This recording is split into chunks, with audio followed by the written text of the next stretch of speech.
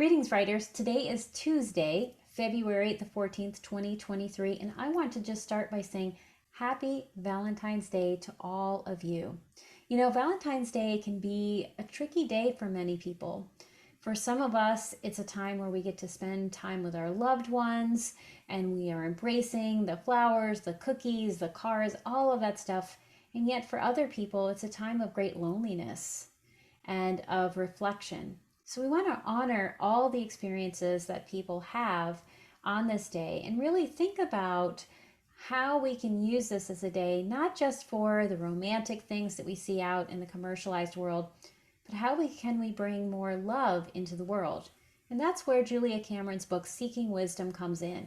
What she talks about in Seeking Wisdom is about how you can use gratitude to soften your heart.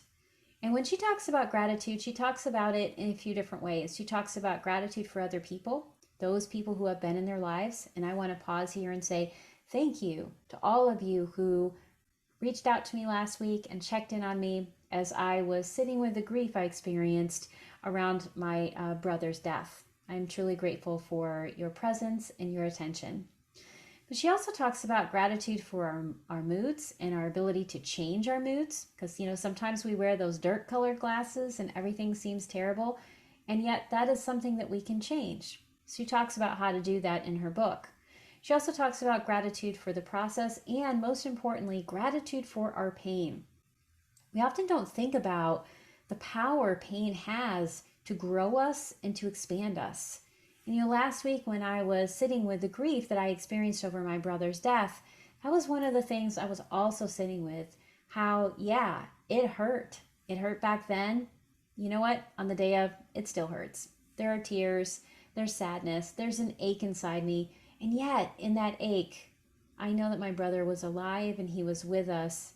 And I can be incredibly grateful for the ways that this experience expanded me both and made me more compassionate.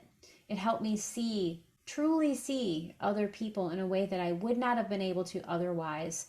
And it helped me really begin to understand that even in the times of great difficulty, we are still always okay and we are also cared for. And that experience showed me that like no other one could. So I hope that you'll take some time to read this week's newsletter and all of the different ways that you can practice gratitude and what Julia Cameron has to say about gratitude and how gratitude is related to your creativity. Because this is a long post, I have bolded the most important parts to make it really skimmable.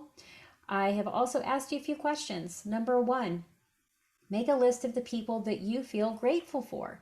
So send me that list. I'd love to see it.